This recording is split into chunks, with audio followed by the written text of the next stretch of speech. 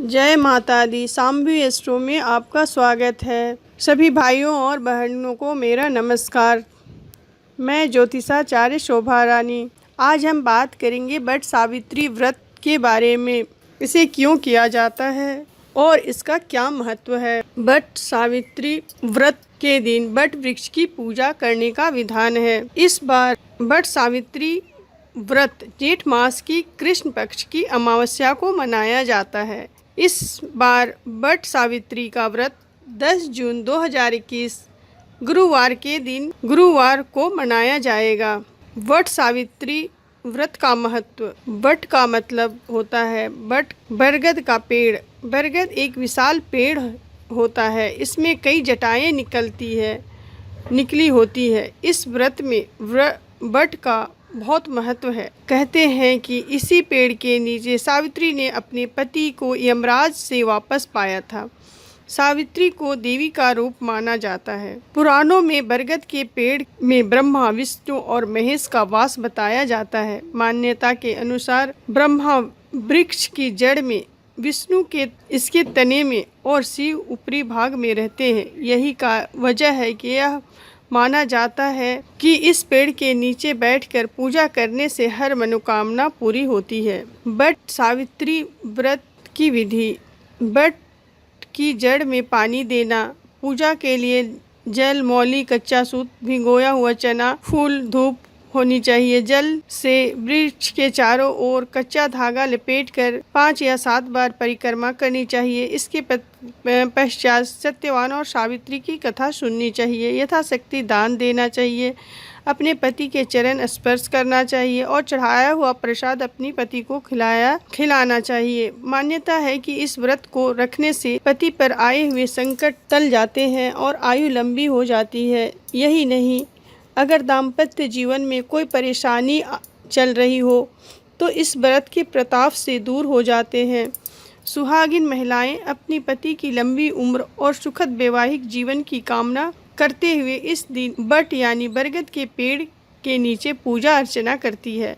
इस दिन सावित्री और सत्यवान की कथा सुनने का विधान है। मान्यता है कि इस कथा को सुनने से मनवांछित फल की प्राप्ति होती है। पौराणिक कथाओं के अनुसार सावित्री मृत्यु के देवता यमराज से अपने पति सत्यवान के प्राण वापस ले आई थी। वट सावित्री व्रत की कथा। पौराणिक कथा के अनुसार भद्र देश के राजा अश्वपति के कोई भी संतान न थी।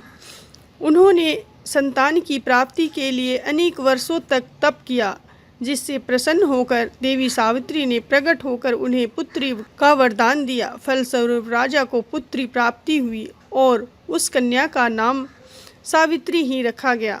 सावित्री सभी गुणों से संपन्न कन्या थी, जिसके लिए योग्य वर न मिलने के कारण सावित्री के पिता दुखी रहने लगे।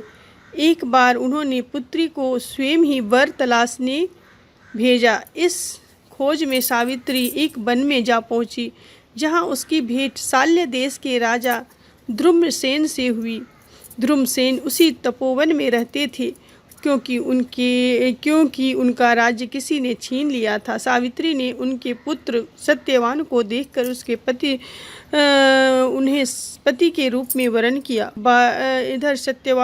इधर यह बात जब ऋषि राज नारद को ज्ञात हुई तो वे अश्वपति से जाकर कहने लगे, आपकी कन्या ने वर खोजने में भारी भूल की है। सत्यवान गुणवान तथा धर्मात्मा है, परंतु वह अल्पायु है और 1 वर्ष के बाद ही उसकी मृत्यु हो जाएगी।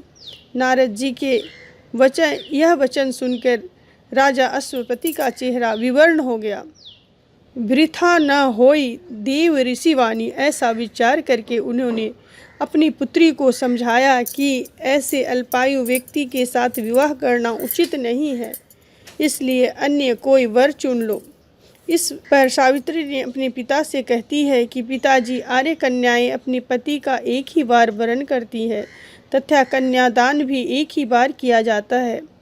अब चाहे जो हो, मैं सत्यवान को ही वर रूप में स्वीकार कर चुकी हूँ।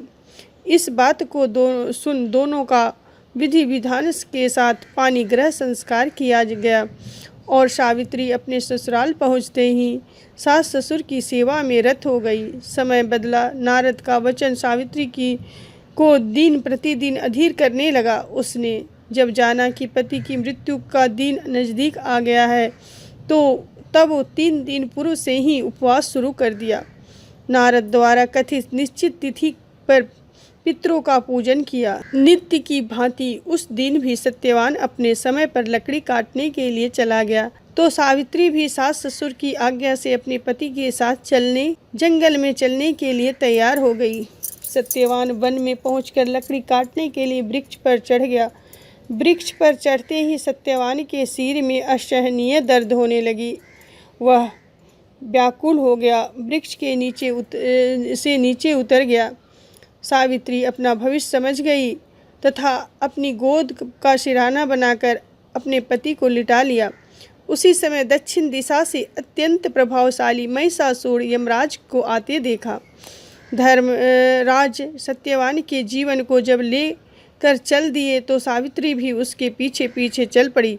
पहले तो यमराज ने उसे देवी विधान समझाया, परंतु उसकी निष्ठा और पतिपरायणता को देखकर उसे वर मांगने को कहा। सावित्री बोली, मेरे सास ससुर बनवासी तथा अंधे हैं, उन्हें आप दिव्य ज्योति प्रदान करें। यमराज ने कहा, ऐसा ही होगा और तब तुम लौट जाओ। यमराज की बात सुनकर उन्होंने कहा कि भगवान, मुझे अपने पति के पीछे पीछे चलने में कोई परेशानी नहीं है। पति के पीछे चलना मेरा कर्तव्य है। यह सुनकर उन्होंने फिर से उसे एक और वर मांगने के लिए कहा। सावित्री बोली, हमारे ससुर का राज्य छीन गया है, उसे वे पुनः प्राप्त कर सके, साथ ही धर्मपरायण बने रहे। यमराज के यह वर देकर कहा, अच्छा अब तुम लौट जाओ, परंतु वह ना मानी। यमराज ने कहा कि पति के प्राणों के अलावा जो भी मांगना है मांग लो और लौट जाओ। इस बार सावित्री ने अपने को सत्यवान के 100 पुत्रों की मां बनने का वरदान मांगा। यमराज ने तथास्तु कहा और आगे चल दिए। सावित्री भी उसके पीछे पीछे चलती रही। उसके इस कृत्य से यमराज नाराज हो गए। यमराज को क्रोधित होते देख सावित्री उन्हें नमन करते हुए कहती है, आपने मुझे 100 पुत्रों की मां बनने का आशीर्वाद तो दे दिया, लेकिन बिना पति के मैं मां किस प्रकार बन सकती हूँ।